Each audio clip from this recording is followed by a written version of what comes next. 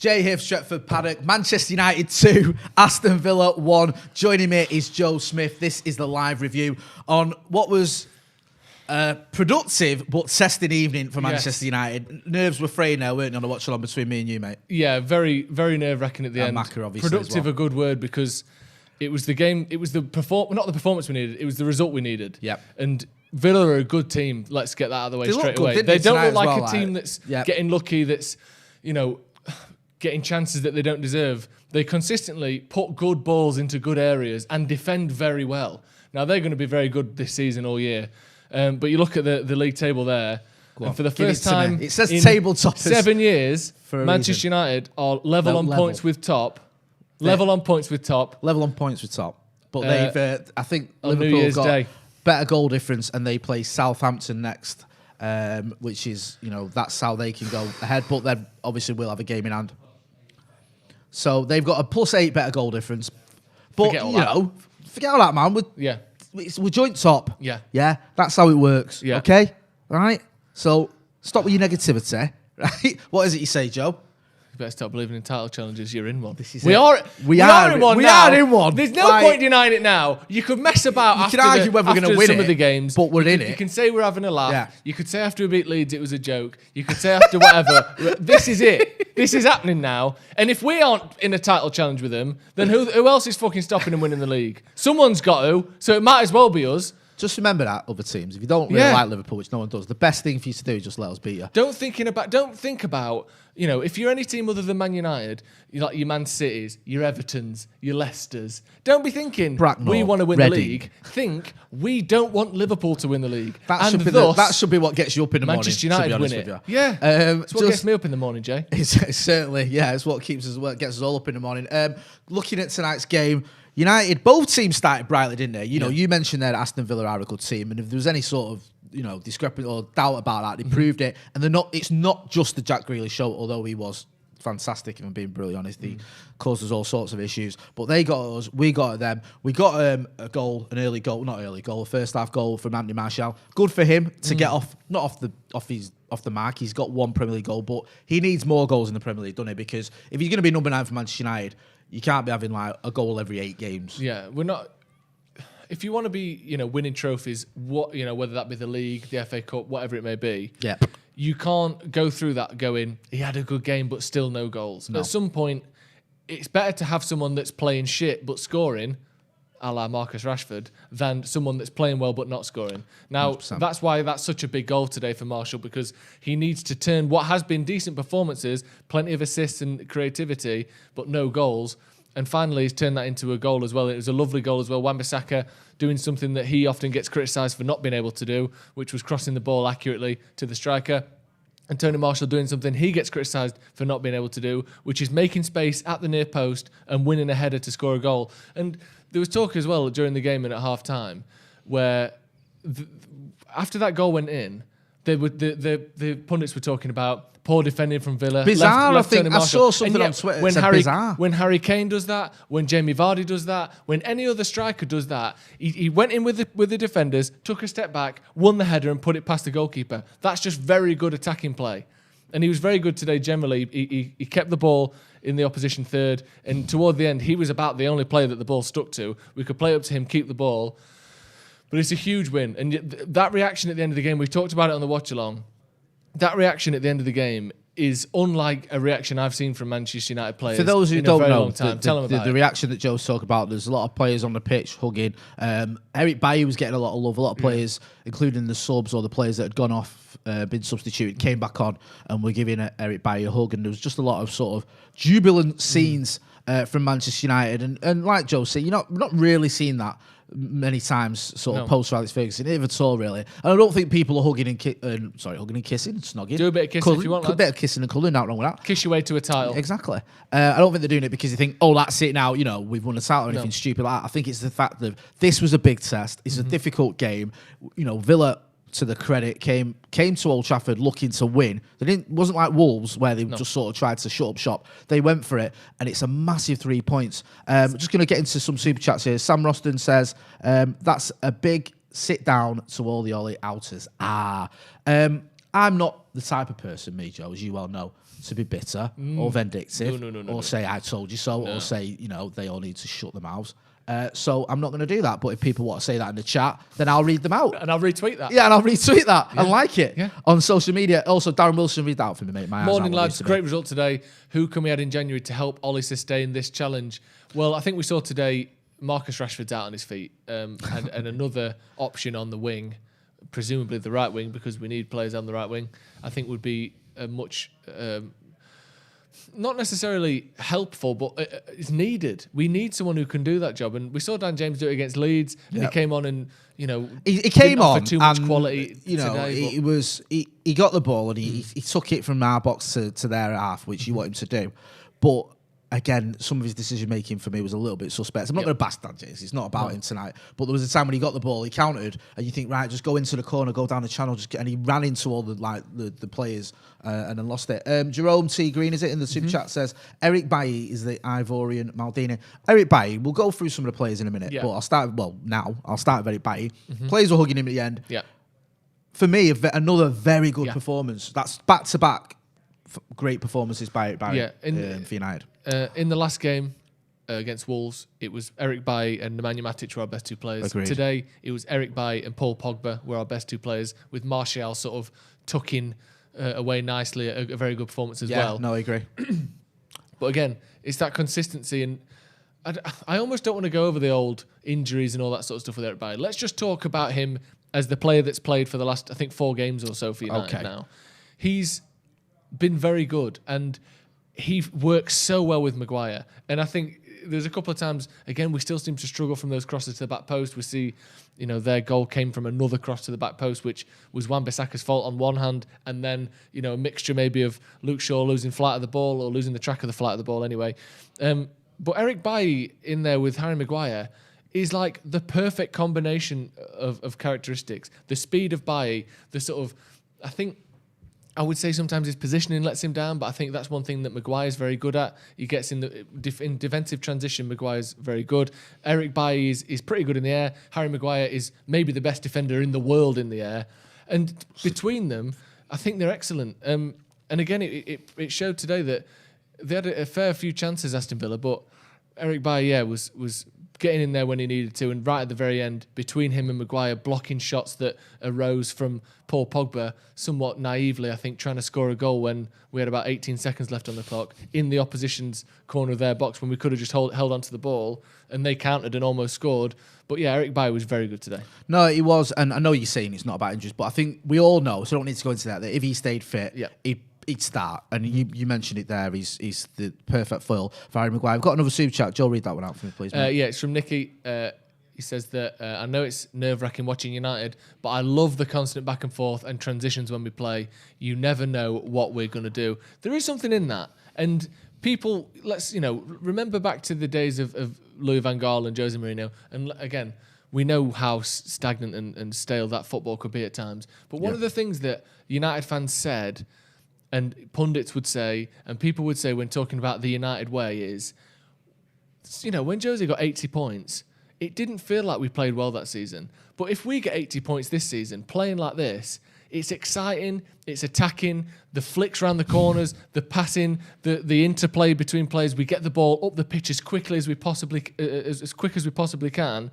We're a team that plays exciting, energised football. 100%. And it's so much better to watch. And it was nerve-wracking at the end then. They had a few chances. But we always say, as United fans, or a lot of United fans say, let them score 2, we'll score 3. That kind of performance, that kind of football. And it's a bit of a cliche at this point. But we are sort of seeing a team where you go, we're going to see goals today. That's the first thing we know we're going to see is goals. And it's so much better to watch than it has been in any time in recent memory, really. 100%. Is it Peter Kelly in the super chat says Liverpool will lose to Southampton and we will beat Burnley, then we will be 6 clear after we tank Liverpool and Johan Field. #21 is coming. Yeah, agree. Totally. It's facts. It's not even an opinion. I just bring that quote up. Sorry, I was just going to read that. Loads of people commenting 21. Love to see it. Aaron Wan-Bissaka did the post-match interview. He says, we were playing catch-up early in the season, but we're here now. He's echoing your little saying there. No excuses. Yes. I mean, look at that. We're here now. No. We saw Bruno say it the other day as well. Yeah. How he's talking about we want to win trophies. This isn't a side that's happy with just going out there and having a couple of good matches. Him there, Wan-Bissaka there.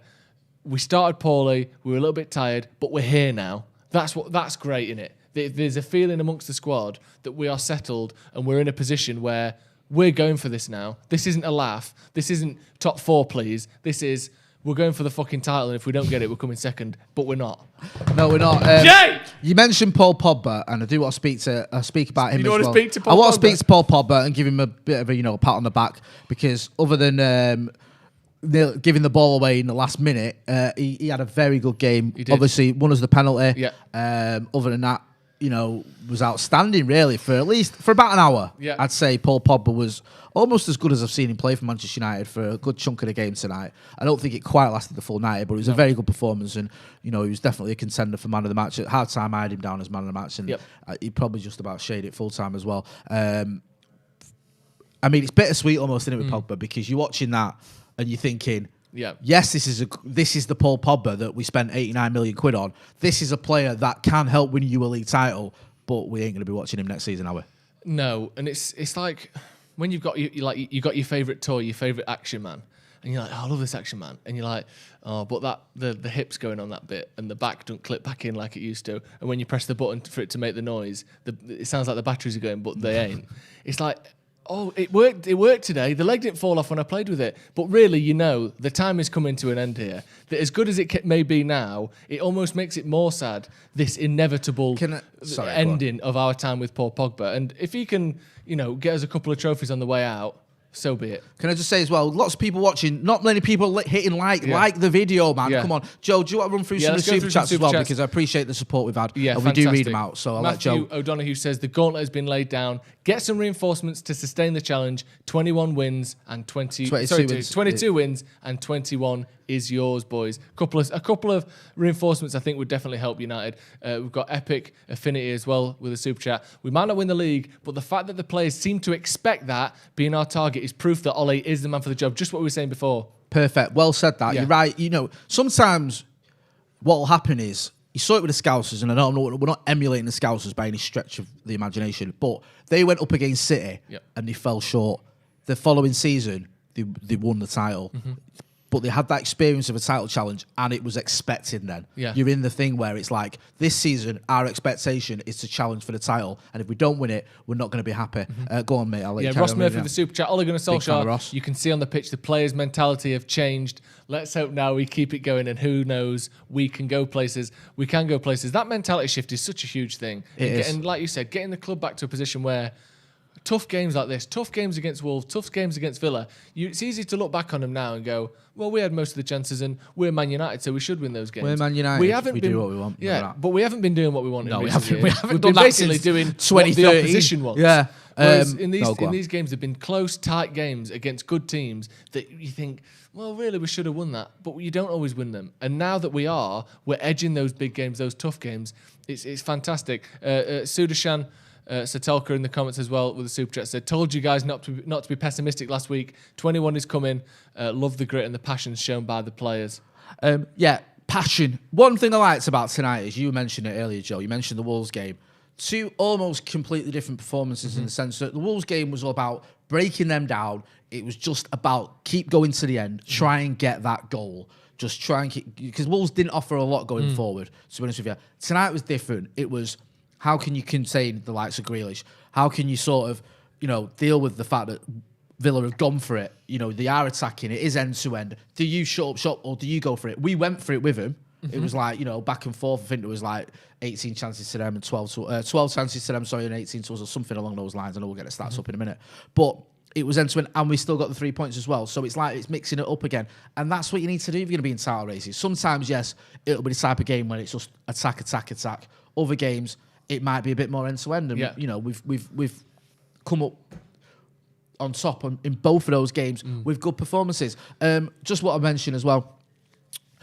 Ollie's doing his post-match interview in a minute. We'll have some quotes from that. But what do you think about his tactics tonight? Because you're talking about the diamond, and we were debating whether we liked it, whether we didn't. Not just the way not just the way he spoke, but also, and I know there's lots of super chats. We'll get to them all in a minute. But not just the way he set up, but the changes he made as well. Bringing on Matic, bringing on James. Yep. We were all saying we needed to make some changes. What did you think of him as a manager and his tactics tonight? I think it's becoming increasingly difficult to claim that he's tactically naive. And, and another criticism that was levelled at him often last season was that he doesn't make substitutes until it's too late. Yep. Again, it's becoming increasingly difficult to do that. And it goes along with the point that I think a lot of people made for a very long time. The reason he doesn't make those substitutes, or the reason he didn't used to make those substitutes, is because the people on the bench were poor. They weren't going to improve the team. No. They didn't really even... Like now, you look at Matic, and Matic compared to McTominay, generally speaking, McTominay's got more legs, more energy. He's kind of a younger version of Matic, but without some of the high-end quality. But Matic has got qualities still that are better than McTominay's. Yeah. Whereas last season, you'd have, who would it be on the pitch? Rashford or someone like that on the pitch. And the only option to bring off for him was Andres Pereira, who is not better in any way than Marcus Rashford. Mate, it wasn't even that. It was... Pereira was starting. Yeah. You're right. But it was and then Pereira. Chong on the bench. Yeah, or it was like, Chong or Lingard, who wasn't the Jesse Lingard we we love. It was Jesse Lingard who was completely bereft of any confidence whatsoever and was in the worst form of his life. Yeah. And it was like, maybe Lingard and maybe Mata. Yeah. Those are your options. And if you're up against it, you're chasing a game, and it's a poor performance anyway, and those are your options, it ain't going to work. And it's no coincidence that now we have regularly either the likes of Cavani, Marshall, Pogba, Van der Beek, Matic, McTominay, Fred, Greenwood, Dan James. We have these players Mason on Greenwood the bench. didn't even get off the bench tonight. No. Can you imagine that? Exactly. These sorts of players that none of which play every single match. And they are the people you're bringing on now. Oh, and all of a sudden, he regularly makes changes at half-time, which wins us games, like against Everton with Cavani. He regularly takes off Scott McTominay there, he takes off the likes of Scott McTominay there, who was having a poor game and Matic comes on and shores things up a bit. It's no surprise that now he's got the players, or got more of those players. He looks so much more tactically astute. He knows what he's doing all of a sudden. He makes those subs. Do you think that's because Twitter said you need to start making subs more often? Or do you think it's because he's actually got players worth bringing on? Even like bringing Tuan Zabi on for the last couple of minutes. I know part of it's just running down the clock, but bringing on a player like Tuan Zabi, who is a top draw defender, having that little bit of quality is there. I know we've got quite a lot of super chat, so we will get to them because we do appreciate all the support we've been getting from you guys, and make sure you're hitting likes. I think we've just got over 1,000 likes. Come on, like the video. Like the video, mate. If you think we're going to win 21, or even if you don't, hit like. Go on, I'll let you read out some Horizon, super chats. It says, good, I couldn't make the watch along, but a mint performance from the lads. Mint. Hopefully we can keep it up. Hashtag 21 is coming. Hopefully we can keep it up. We've got my amateur as well. I think my mind will be made up about 20 becoming 21 in the away game against Tottenham. If we beat them, then I'm confident of growth and a trophy. The Finn says, up the bastard Reds. Love that. Up the bastard Reds. Matt Harrison says, first team to win 10 games in the Premier League this season. Fantastic. That for me should mean you automatically get the trophy. Yeah, that's it. First to 10. See you later. Those should be the new rules. Next goal winner. Cameras as well says Pogba played great on the left. Imagine Grealish in that position, or even on the right or 10. We need him this summer. Just world class. I think we've got to the point where we can start to suggest that Jack Grealish might be world class because he was brilliant against Could we do that? Just quickly on that lad's point, or the girl's point. Sorry, I'm not sure. I couldn't read the name. Cameras. When Pogba goes, right, let's just imagine scenario. Pogba goes for 50, 60 million, because we're not going to get 100 million for him, let's be honest. Yeah. Can we get closer to 70? All right, 70. All right, no, go on. 60. Fair enough, mate. Yeah. Can we then take that money and maybe, even if we have to add a 10 or 20 million more, and buy Jack Grealish? I hope so. Should we not be doing something like that? I do worry that, I think we should. I do worry that, is Jack Grealish's best position central or on the left? And then, therefore, is he going to not get in the way with Bruno, but not necessarily work with Bruno and Rashford or Marshall? But today he played a lot on the right-hand side. Yeah. He drifts all over the park. And I think he was a nightmare, wasn't he, tonight, to play against for them players. Watching United as well, you see Pogba, Marshall, who sort of stayed pretty central, but Pogba, Bruno, Rashford, all of them all over the place, and in a good way, taking up each other's position, rotating with good effect. You stick Jack Grealish in that little bowl and just stir them all together and see where they fall out. I think you're up for one of the most creative teams in the league at that point. All the great United teams, right? The reason we were so good is if you go back to whether it's 93, 94, whether it's 98, 99, 2007, 2008, whatever, it was like, all right, okay, Mark Giggs, Oh, well, not about gigs. What about Cantona? All right, make sure you keep your eye on Cantona. All right, what about Kanchelskis? Oh, all right, fucking hell. And then it was like Ronaldo, keep your eye on Ronaldo. He's a danger man. What about Tevez? Well, what about Rooney? And then it's like you've always had world class options, and teams can't cope with it and it feels like if you added a Grealish in there, and it's like Bruno's a danger man. You've got to watch Bruno. What about Jack Grealish? Yeah. Oh yeah, and what about Marcus Rashford? What about Andy Martial? Then all of a sudden, Cavani? Yeah, it's like. Jesus wept. Yeah, go on, Ken mate. Sharp super chat again. Thank you for all your super chats. Imagine if Pogba sacked Mino Raiola and stayed after helping us get number 21. Yeah, go for it. Do you know what? I want him to stay, but if he wants to go, he could go. But I'd love it either way if he just sacked Mino Raiola because I can't stand that man. Yeah, me too. Have we actually got through all those super chats? Is that, mate? So do you know what? I really appreciate that because you guys have showed us a lot of support and I appreciate super chats. We'll get the comments up as well. We don't just read out super chats, so do get your comments in and we'll read some of them before we finish this. Joe's going to give you some stats. Yeah, looking at the stats there, pretty even really in a lot of ways. A lot of those Villa shots off target were actually really good headed chances that Ollie Watkins consistently Ollie nodded Watkins, wide. mate. And I mean, he's obviously a very good footballer. He's playing in the Premier League, but he'll probably be looking back tonight and thinking I had the opportunity there to win that for my team because he had a couple of good chances. And I wonder, right, maybe this is wishful thinking, but if Jack Grealish is looking at it thinking, I love Villa, I'm a Villa fan, but if I was at a club like United, these balls and passes that I'm doing would be goals and wins and trophies. Yeah, because he's putting chances on a plate for these consistently players. over and over and over again. He's doing it, and it just some of them weren't even on target. Some of them, and you think, come on, you've got to get a grip of that. Should we talk about United's second goal then? The game winner, Paul Pogba cutting in from the left-hand side across the box, sort of brought down by a mixture of hands on the shoulder and legs crossing over. I think he got clipped. Two half fouls almost, wasn't it? Yeah, he got clipped from what I saw, and forgive me if I'm wrong, but it was a foul. Yeah. VAR, let's say. The referee, Michael, was right in front of it. I don't think he had a particularly good game, but he got that one right. And Pogba's that sort of player. He doesn't go down, Pogba, unless he gets clips. Yeah. He stays on his feet all the time. It's one of the things he does. He has that about him. He went down, obviously, because he was running and he got clips. And Bruno, it's probably, I didn't watch it first time round because I was hiding in the cupboard. But when you said it, you called it, you said it felt like a Van Nistelrooy penalty where the keeper went the right way and couldn't get near it. It was that good a penalty. He just sort of hammered it into the bottom corner. Do you know Great what I liked penalty. as well, the fact that I don't necessarily subscribe to this. Don't do the hop. Don't do it because I think he's got a 95% penalty success rate at United. You want to do the hop.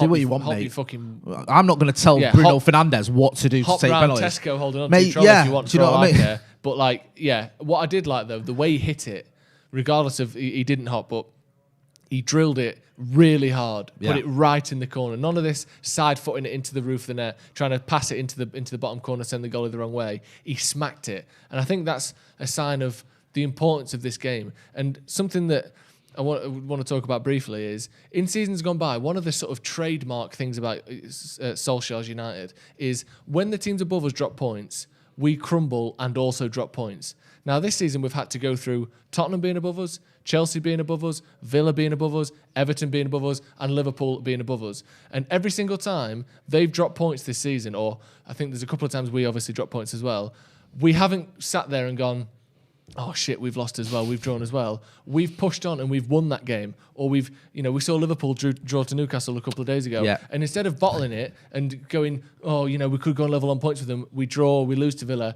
we've won that game in a difficult game against a good team. And again, it's all part of that mentality.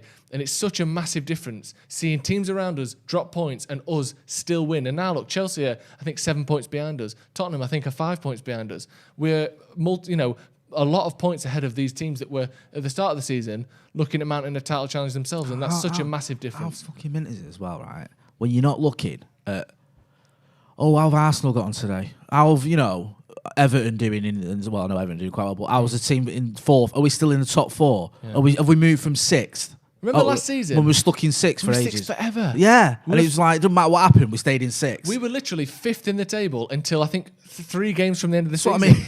And having been sixth for most of it. It was really, really frustrating. And now, you like you saying, the ambition's there, the belief's there as well. The difference between tonight and, you mentioned about equality, which is obviously a massive difference, but there's that belief there, isn't there? Yeah. There's that battling, there's that keep going. We saw it against Wolves, going right to the end. We saw it tonight, defending right to the end, trying to get the ball, trying to win every 50-50, going for it. A lot of players picked up bookings just from throwing themselves into challenges. Yeah. Like this, I'm having this ball, I'm winning this one. And rightly so. Go on, Joe, we've got a few more super chats, I think. Good point there by Freddie before we get into super chats. Sorry, go on. We're not on level points with us. They're level on points.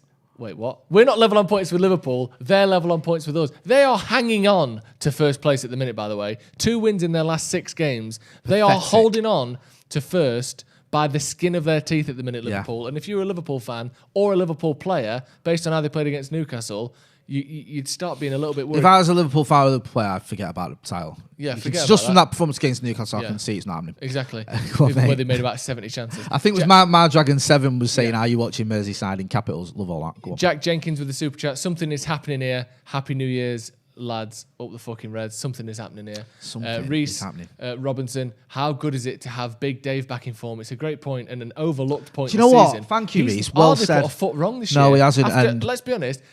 A lot of us had got to the point, myself included, where I thought, is it time to let David De Gea go? He's been brilliant this year. No, he has. Just consistently and good. I'm glad you're on that because you could have just pointed at me and gone, including you, Jay, was saying give Dean Henderson a chance because I was, and I'll hold my hands up and say I got that one wrong because David De Gea, it's not had it all his own way this season, but recently as well, and tonight again, I'll be honest with you, I'm not pissing on his chips because he played well.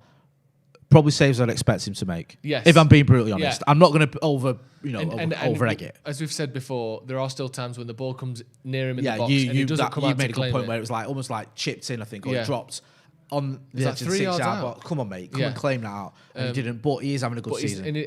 He's cut out the mistakes that we've seen over the last couple of years. Zachary has said, this season's going to be right stressful, blunt time. Now, for the sake of the police watching, he means it's time to be very blunt as United fans. Well, no, he's in America, in one of the states where it's been legalised. So he's smoking blunts, and that's okay because he's allowed to. Dips, thank you very much for joining as a member. And if any of you don't know, we are running a 12 Days of Christmas giveaway for our members. Make sure you hit the join button and become a member. We're giving away prizes every single day until the 6th of January. If you join as a member now, you are automatically entered to win all of those prizes. And on the 6th, we're going to be giving away a Sony PlayStation 5. So join, become a member. You get extra videos, extra content as well, and you get a chance to win a Sony PlayStation 5. So join and become a member, and it helps out the channel as well. So if you want to do that. Steve Gilbert with the Super Chat. Always loved my club, but watching them in recent years has been painful. I've fallen in love with the team again. Hashtag 21 is coming. That's another underrated part of the season, isn't it? That it's actually fun to watch United now. It is fun to watch United, and it's stressful for the right reasons. I'm not stressed because I think, this is the end of our chance of getting top 4, or we're going to have to rely on the Europa League again to have Champions League football. I'm stressed because we're in a title race with the Scousers. So it's for all the right reasons. Fantastic. Who's that? Is it Jim Henson? Is that? Joe Hannon, not Jim Henson, former controller of Kermit the Frog and creator of The Muppet Show. Joe Hannon says Rashford's decision-making needs serious improvement. He needs a serious rest, if you ask me. He does, and you can see it, The thing is, when you say he's tired, it doesn't mean he's just physically slow or whatever. No. You can have like that fatigue and it mentally affects you. With Marcus Rashford, he's like Harry Maguire almost for Ole. He plays him practically every game. He plays him almost all the minutes of every game. Very rarely subs him. And we know that Marcus does, we said it at the Wolves game and he pops up with a late winner, so it shows what we know. Jamie Shawcross, welcome as a member. You're automatically entered to win that Sony PlayStation 5. Kevin Mason with the Super Chat. Shaw was class today. He gets hate often unfairly. He does get hate. I think sometimes his defensive positioning still leaves you questioning him a little bit. But he got forward so much more today, making those runs in behind the fullback. When's the last time we saw him do that? We don't see enough of it. And I'll be honest with you, I thought Luke Shaw played well tonight, but I want to see that more often. I don't want to hate on him because it was a decent performance, but I still think that we need to see a level of consistency. And I still think there are some times when he makes the wrong decision. Especially when he was going into the box, a couple of chances where he could have played it earlier or whatever. But it was a good game for Luke Shaw, so I don't want to hate on him. We're going to wrap it up shortly. Yes. Just before we do, Joe, just read out a couple of the comments. Yeah, Darcy Sweeney says we're mint, and we're just going to fucking win the league, basically. I fucking hope Darcy we do. Sweeney, a friend of the channel, is always commenting. We are mint. We are actually good, aren't we? Yeah. This is. Aston Villa up near the top of the table, Everton up near the top of the table, teams that you wouldn't expect to mount a serious title charge. Why do you think we actually do have a chance of doing this where maybe other teams who have started well don't? I think for starters, we've got a squad. Yeah. We have. Because you nailed it there. We're bringing up, Donny van de Beek didn't get off the bench. Mason Greenwood didn't get off the bench. We brought on Nemanja Matic. We brought on Dan James. Cavani as well, not suspended. Cavani suspended. Sorry, yeah. We've got a squad. Even down to the keepers, we've got 2 keepers that walk into most teams. Do you know what I mean? Most clubs or most teams don't have the squad we have. So when Everton lose 1 or 2 players, or when even Spurs, if Spurs lose Son, they're in all sorts of trouble. Do you know what I mean? If they lose, I don't know. Well, Kane, obviously the obvious one. They're in all trouble. We've lost Cavani. Greenwood's still not got off the bench. Yeah. Do you know what I mean? Yeah. So there's real quality there. And I think is that another super chat finally? Before he was talking about a blunt time, he said, it's legal here, lads. Lol, Grealish on the left and Tony at the 9, Marcus on the right would be mint. We don't need a centre-half. He is mint. If he can stay fit, he is mint. Manchester United then have beaten Aston Villa 2-1 to take us joint top of the league with Liverpool. I think it's 10 games unbeaten now for United. First team to win 10 games this season. So. United are the form team, currently the best team in England, and have been not the world. For arguably, I say arguably, and have been for 11 months now. It's a team that's coming together. It's a team, to me, that looks like it's ready to win trophies, whether that be the Premier League, whether that be something else. But it's a good time to be a United fan at the minute, isn't it, Jay? It is, and that's a great way to wrap it up because I like that sentiment. It's a good time to be a Manchester United fan, and we've not always said that since Sir Alex Ferguson retired. That's been Joe Smith. I've been Jay Motti. This has been the live review. Manchester United, top of the table, 2-1 winners over Aston Villa. 21. Come on, lads. Is it coming? Of course it fucking is. Thanks for watching.